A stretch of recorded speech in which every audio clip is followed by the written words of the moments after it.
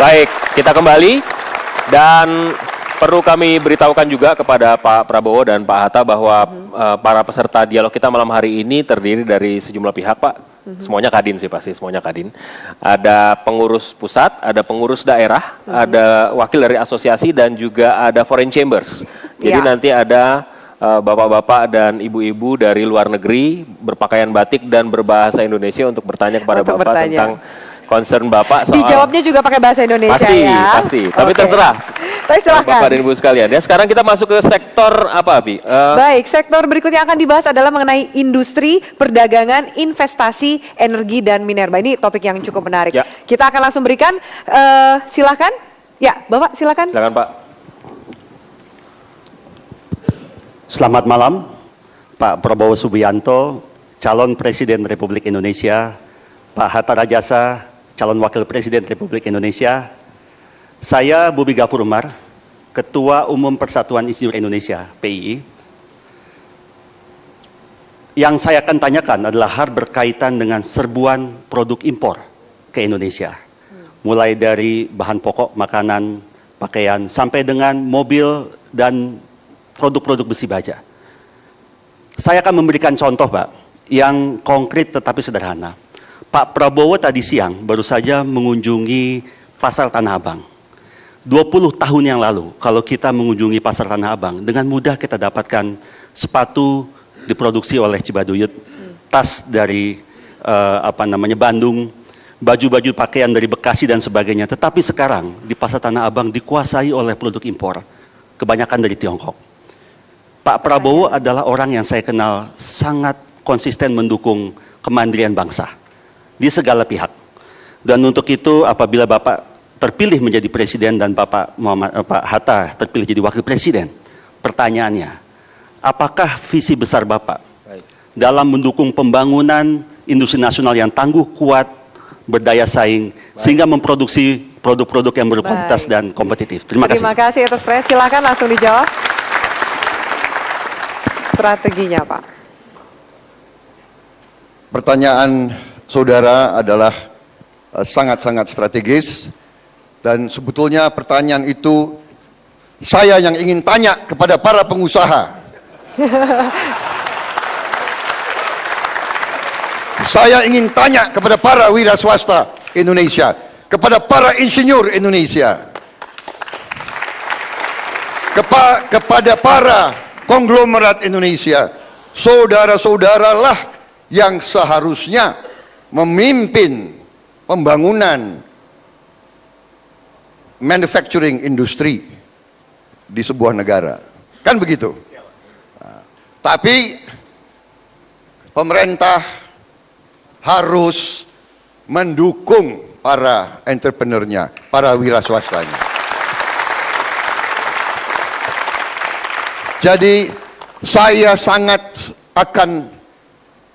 bersama pemerintah saya, jika nanti mendapat mandat, sangat mendukung inisiatif para pengusaha untuk ikut serta dalam pembangunan industri manufacturing. Itu yang kita harapkan dari para insinyur-insinyur kita, para pelaku-pelaku ekonomi kita. Kita mendambakan mobil buatan Indonesia. Saya ingat masa kejayaan tahun 90-an, kita masih disebut Macan Asia. Saya di kantornya saudara Abu Rizal Bakri, di mejanya ada maket mobil yang beliau rencanakan ingin membuat. Mudah-mudahan nanti masih terwujud cita-cita seperti itu. Jadi saya ingin adanya Indonesia Incorporated. Saya ingin kerjasama antara pemerintah, para pelaku ekonomi, pengusaha, para politisi di DPR, para buruh, pemimpin buruh, para akademisi di kampus. Kita harus bekerja sama dengan erat. kita harus menjadi Indonesia Incorporated.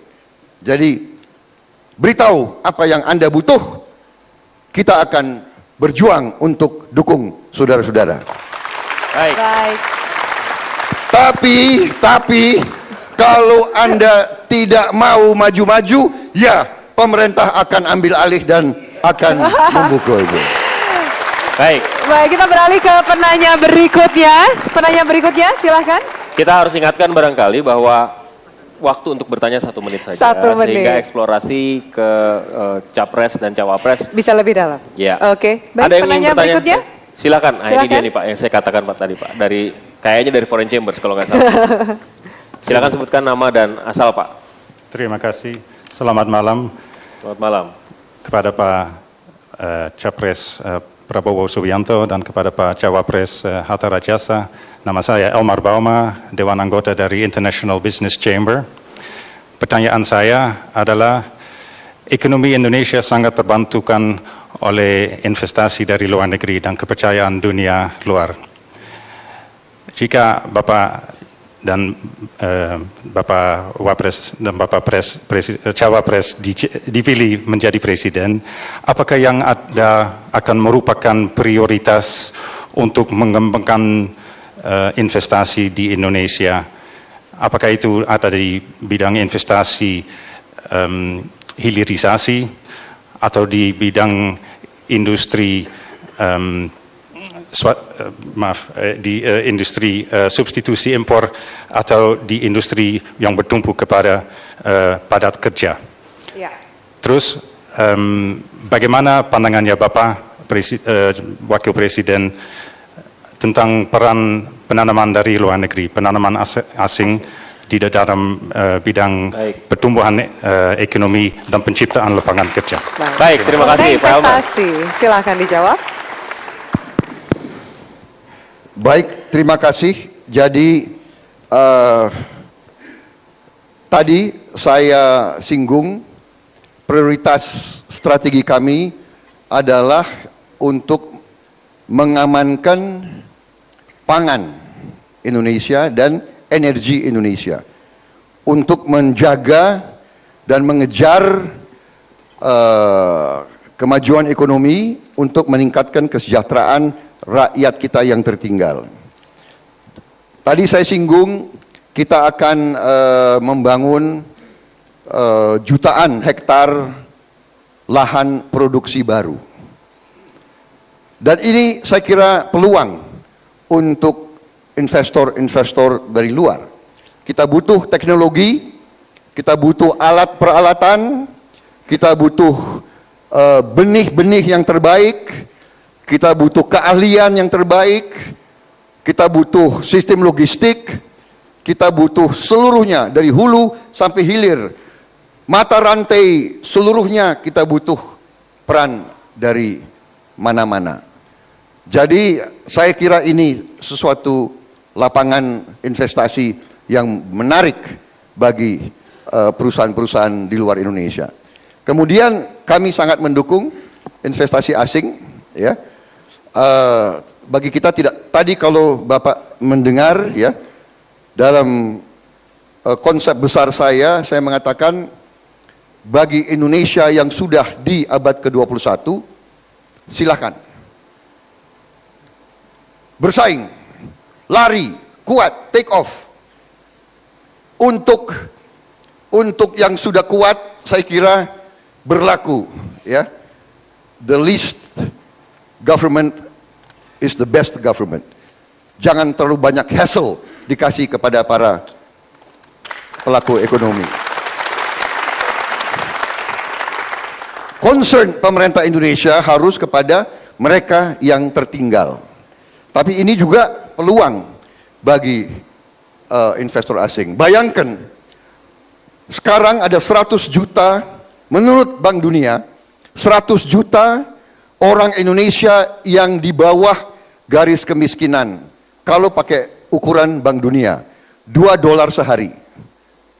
Bayangkan kalau mereka naik pendapatannya, ini peluang, ya. Pertumbuhan kita naik, daya beli rakyat naik, konsumsi akan naik, perputaran ekonomi kita tambah cepat. Jadi kita sangat ingin investasi asing, tapi tentunya kita ingin investasi asing yang benar, yang sungguh-sungguh ikut serta dalam pembangunan ekonomi kita. Baik, terima kasih Pak Prabowo. Waktunya sudah habis, nanti bisa dielaborasi di sesi selanjutnya karena masih ada sesi lainnya, ada 2 sesi lagi. Tapi di sesi ini kita habiskan masih ada satu penanya lagi. Satu penanya lagi yang sudah siap, sudah mengangkat tangannya. Silahkan Ibu. Terima kasih Pak Prabowo dan Pak Hatta yang saya hormati. Nama saya Sinta Wijaya Kamdani, Wakil Ketua Umum Kadin Indonesia. Kalau kita lihat Pak, saat ini penggunaan BBM terus meningkat. Begitu juga dengan subsidi BBM, ekspor batu bara, juga dengan import bahan baku petrokimia terus meningkat. Tapi di sisi lain juga kita lihat ekspor biji mineral berhasil dihentikan. Pertanyaannya Pak, apa pandangan Bapak mengenai program konversi BBM ke gas? Juga pembangunan kilang dan pusat petrokimia terpadu. Juga insentif Pak, insentif apa yang bisa diberikan untuk pengelolaan dan pemurnian mineral? Yang kedua, kalau kita lihat Pak, pada saat ini salah satu kebijakan utama pemerintah, tadi Bapak juga sudah sampaikan, adalah ketersediaan energi yang memadai. Nah ini juga terutama untuk energi baru dan terbarukan. Pertanyaannya adalah bagaimana Pak kalau kita lihat tidak bisa bersaing tentu saja dengan fosil energi yang bersubsidi. Jadi bagaimana program Bapak untuk pengembangan energi terbarukan ini? Baik. Silakan langsung saja. Baik, ini memang masalah yang mendesak di hadapan kita. Mau tidak mau kita harus mengalihkan subsidi yang begitu besar sekarang yang akhirnya tidak produktif, justru akan membebani ekonomi kita secara keseluruhan. Nah, sekarang adalah bagaimana kita harus mencari tekniknya, bagaimana. Intinya adalah, kalaupun kita yang harus kita lakukan, kita kurangi subsidi, tetapi kita tetap harus melindungi kelompok masyarakat yang paling miskin dan yang paling lemah. Nah, karena itu istilah kami adalah mengalihkan subsidi ke targeted, ke sasaran-sasaran tertentu. Sebagai contoh, di banyak negara ada penggunaan kupon, voucher, dan sebagainya. Jadi kita ingin nanti subsidi yang tepat sasaran, di ujung. Ini perhitungan kita bisa turunkan subsidi yang kita keluarkan, kita bisa turunkan mungkin setengah sampai dengan 2/3. Dalam 3 tahun kita bisa turunkan subsidi. Insya Allah dalam 4-5 tahun kita bisa benar-benar minimalkan subsidi. Tetap harus ada bantuan, perlindungan, safety net untuk kelompok yang paling lemah, kelompok yang paling miskin. Dengan demikian, kita bisa akhirnya harga untuk bioetanol, biofuel bisa ekonomis dan bisa kompetitif. Kita akan sangat mendukung pembangunan refinery baru, sangat urgen. Kemudian petrokimia kita juga harus dukung. Bagaimana cara dukung? Kita bisa memberi insentif-insentif yang banyak, tax incentives, tax holidays, penyediaan lahan dan sebagainya. Saya kira itu. Iya. Baik. Baik. Dan Pak Hatta ya, silakan. Saya tambahkan sedikit. Masa depan kita ada pada renewable energy. Kalau kita melihat hari ini, kita memang memiliki 6 juta barrel oil equivalent energi di luar biomass. Tapi konsumsi kita sudah mendekati 4 juta. Boleh masih diekspor 2 juta. 2025 kita perlu 9 juta barrel oil equivalent per day apabila senario pertumbuhan kita di atas 7%. Oleh sebab itu, masa depan kita pada renewable energy. Mari berikan insentif mulai sekarang, jangan tertinggal, jangan lupa. Terima kasih. Baik, terima kasih Pak Hatta. Dan bisa sudah 2 topik tadi kita bahas mengenai pertanian, pangan, dan juga soal investasi. Jangan lewatkan, kami juga akan lanjutkan acara dialog ini. Tema berikutnya sangat menarik yang berkaitan dengan investasi, yaitu soal infrastruktur dan juga pengembangan ekonomi daerah. Jangan kemana-mana, tetaplah bersama kami.